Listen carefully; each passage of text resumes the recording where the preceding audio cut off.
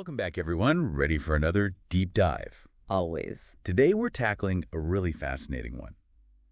We're going deep into Hieronymus Bosch and his totally mind-blowing triptych, The Garden of Earthly Delights. Bosch. Such a fascinating and enigmatic artist. Right, over 500 years later, and we're still trying to figure out what he was trying to say. Exactly. That's part of what makes him so compelling, I think. His work just draws you in. It does. It's visually stunning, but then there are all these layers of meaning and symbolism. You really have to look closely to appreciate the full depth of it.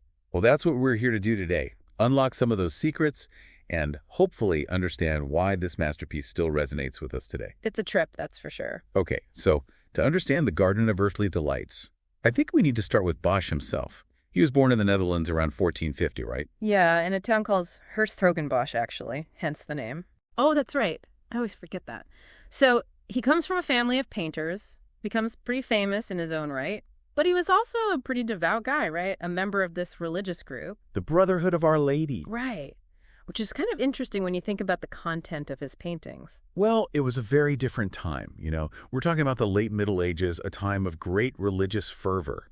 The world was on the cusp of change. Moving from the Middle Ages into the Renaissance. Precisely.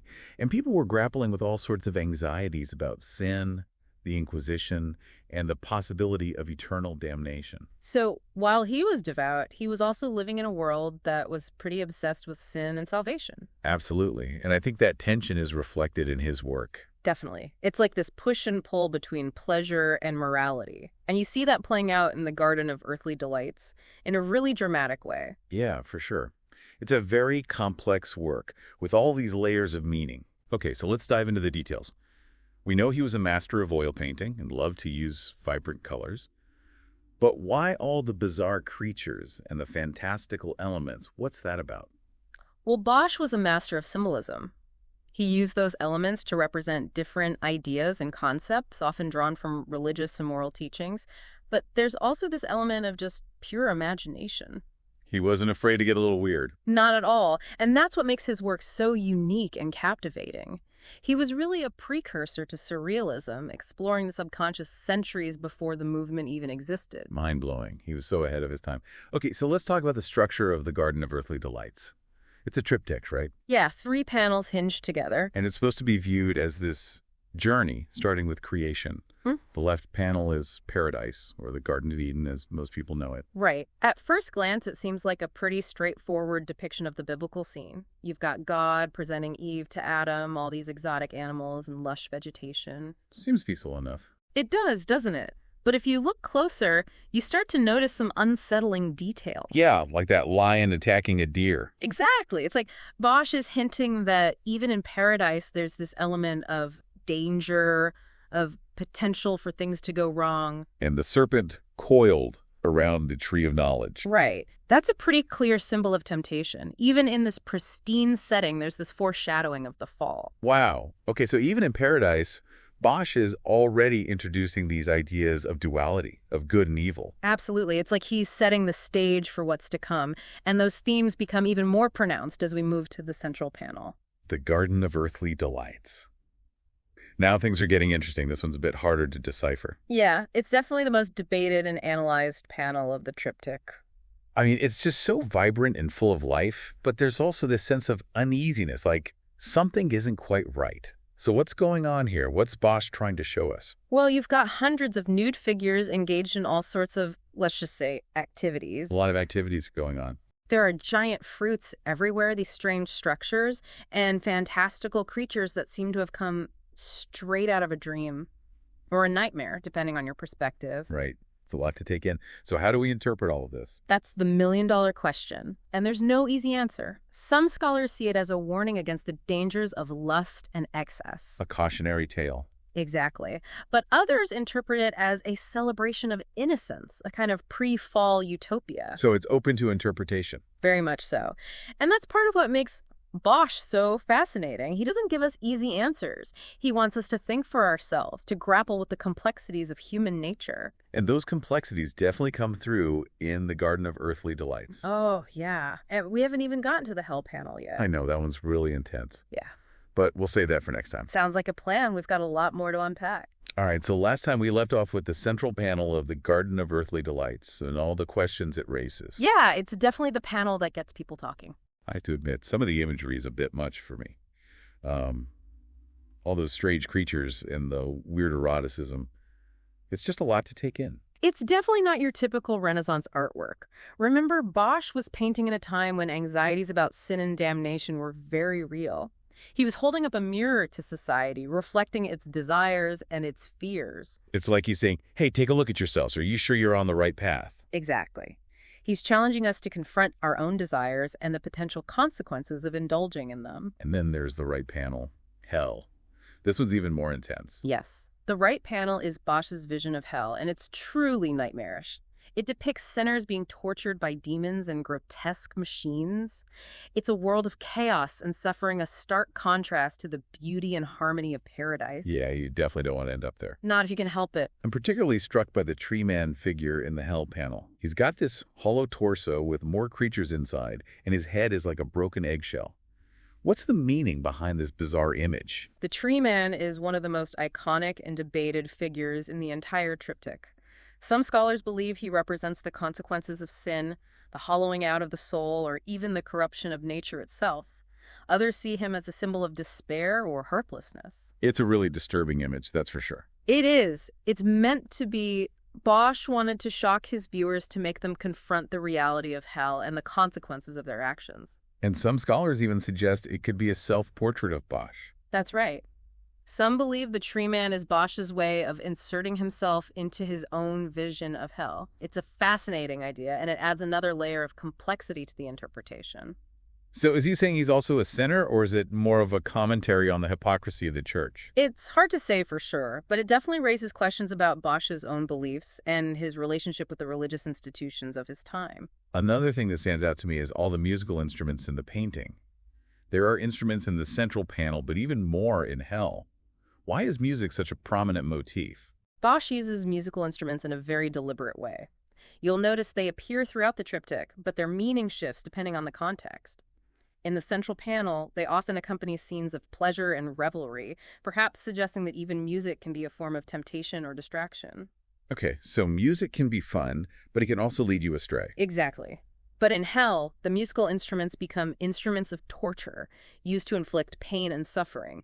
It's a really disturbing juxtaposition. So music can be both a source of beauty and a tool for evil. Precisely. It all depends on how it's used, and perhaps who's using it. It's a reminder that even seemingly innocent things can be corrupted or misused. And you see this theme throughout the triptych. Bosch was keenly aware of the duality of human nature, the capacity for both good and evil. Now, before we get too deep into the symbolism, I have to ask about the closed panels. When you close the triptych, you see a completely different scene. It's almost like a hidden message. You're right. The closed panels depict the creation of the world on the third day. It's a monochrome image rendered in shades of gray, which creates a stark contrast to the vibrant colors of the inner panels. Some scholars believe this contrast is deliberate, emphasizing the divine order of creation compared to the chaotic complexities of human behavior depicted inside. It's like a reminder that even in the midst of all this chaos and temptation, God is still in control. Exactly. And there's also an inscription on the closed panels that reinforces this idea. And there's also an inscription on the closed panels, right? Yes, the inscription reads, Ipse dixit et facta sunt, which translates to, he spoke and it came to be. This quote from Psalm 33 emphasizes God's power and the act of creation. It's a reminder that even amidst the chaos and temptation depicted in the inner panels, God's presence and authority remain. It's like a reminder that even when we're lost in the garden of earthly delights, we're still accountable to a higher power. Exactly. And that brings us to the crucial question that has baffled scholars for centuries. What does it all mean? What was Bosch trying to tell us with this enigmatic masterpiece? That is the million-dollar question. And unfortunately, we may never know for sure what was going on in Bosch's mind. But I guess that's part of the appeal, isn't it? The mystery keeps us coming back for more. Absolutely. The Garden of Earthly Delights is a work that continues to fascinate and challenge us centuries after it was created. It invites us to look closely, to question our assumptions, and to grapple with the complexities of human existence. I'm noticing a pattern here. It seems like Bosch loved to play with dualities, good and evil, pleasure and pain, innocence and corruption. He wasn't afraid to show us the dark side of humanity, but he also reminded us of the divine spark within each of us. You've hit the nail on the head. Bosch's genius lies in reflecting humanity's eternal struggle between these opposing facets. And he does it in a way that's both visually stunning and intellectually stimulating.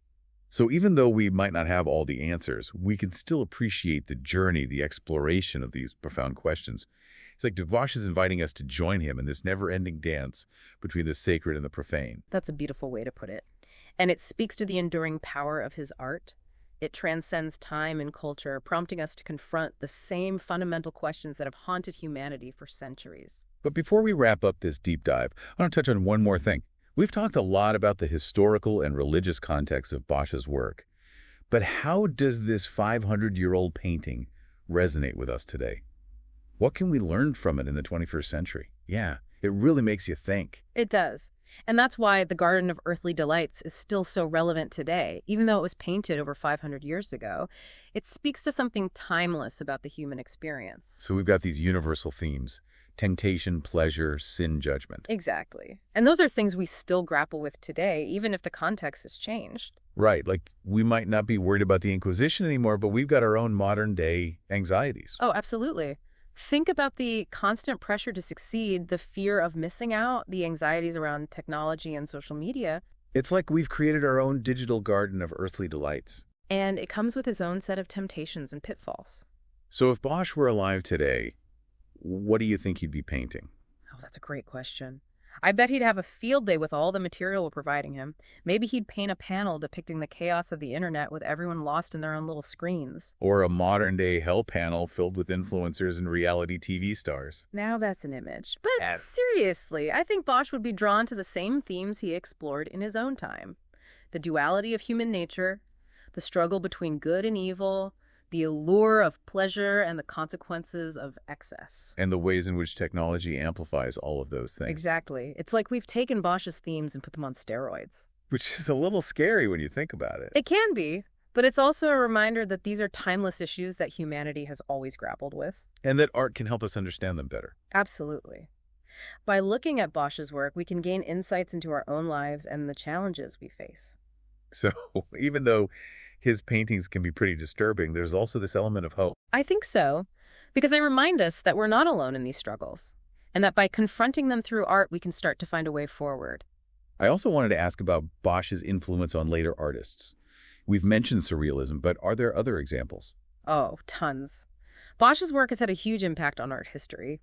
His grotesque imagery, his dreamlike landscapes, his exploration of the subconscious. All of those things have influenced generations of artists. Like who? Well, you can see his influence in Peter Bruegel the Elder, who is fascinated by peasant life and fantastical creatures.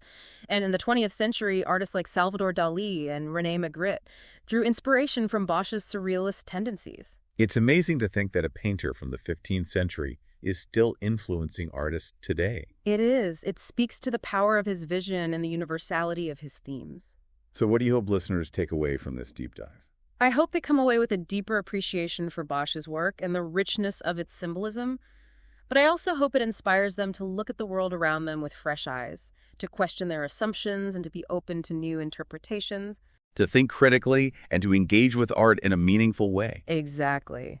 And to remember that art can be a powerful tool for understanding ourselves and the world we live in. Well said. Thanks for joining us on this journey into the world of Hieronymus Bosch. It's been a pleasure. And for all you listeners out there, we hope you've enjoyed exploring the Garden of Earthly Delights. It's a trip you won't soon forget. And remember, keep looking, keep questioning, and keep exploring. There's always more to discover.